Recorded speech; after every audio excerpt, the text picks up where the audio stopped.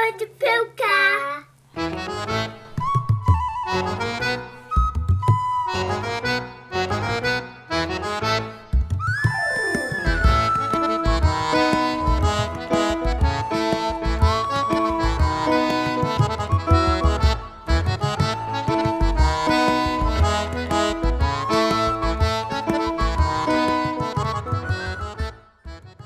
That one is about welcoming the dead back to us. On Halloween night, all the ghosts and fairies come out to have fun and play tricks on all the people. We dress in disguise so that the ghosts think we are one of them. If they think we are human, they'll keep us and bring us with them to the other world. On Halloween night, we set an extra place at our dinner table for them and leave the door unlocked. We carve out faces in turnips and play blind man bluff in our kitchen in the dark.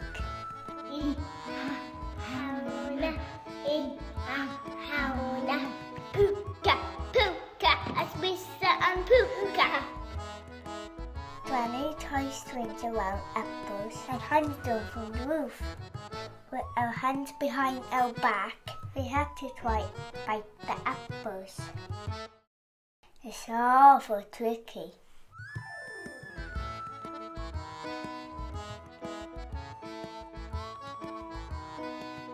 We love looking for apples and money too. But as worse as how my face painted off, and the fairies might catch me. My favourite game is the fortune telling. If you get money, you're going to be rich. If you get rings, you are going to get married. If you get a key, you're getting a new house. Water means you're going overseas. But if you get soil, you're going to die.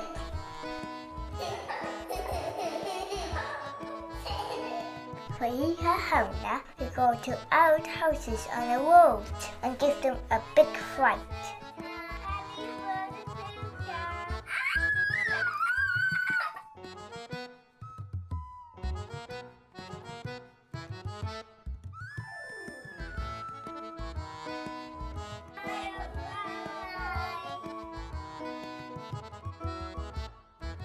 Watch out for the puka on Áirc Damhsa. He's out spitting on all the blackberries. Áirc Damhsa is the start of Samhain. It's the dark half of the year, and it's time for the cows to come into the stage, and the land and nature to rest. It's time for us humans to visit our family and friends and tell stories around the fire. Here's a story from my great-great-granduncle, Michael Wyllie. Excuse me. Where this man, his children used to be out playing at the house in the evenings. And this young fella used to come up the road and get up on the ditch. It was only a field from the road. I knew the house well. And if I had my sight, I'd know it now too. And he'd start calling them down to him. But they never went down because they didn't know him. And they told the father about it. Well, he says, if he comes again, he says,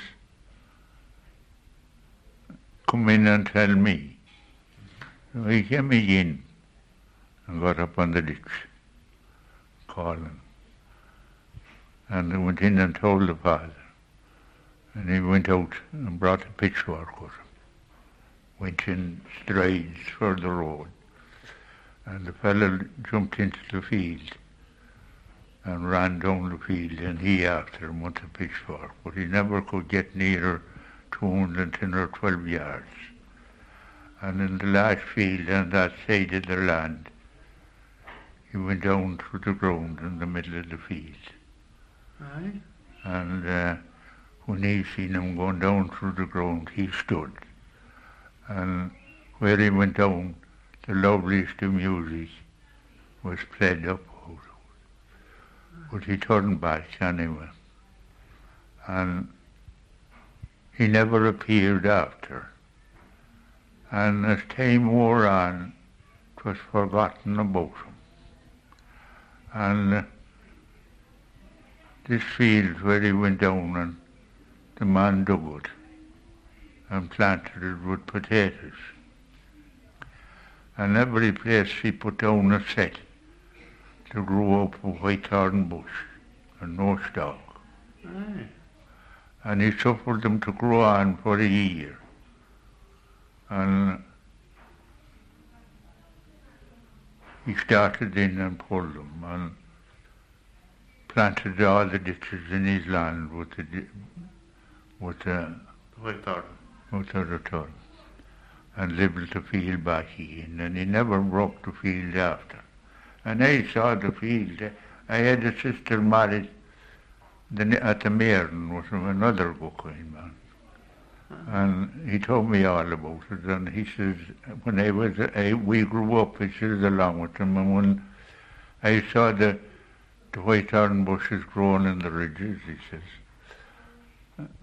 I said, I passed the remarks, I went out to the bog with him standing in the cart for a load of turf, and we could see in through the other man's land. And I says to him, hasn't John Gokain his land well quicked? And he says, his father done that, he says, planted it. And I said, they look like all bought quick, and they're very healthy looking quick. There wasn't a bush of them bought, and he told me all then about how... The whole story. The whole story. Aye. Aye. So strange things happened. And there were strange things used to happen in them days, you know. The used is right.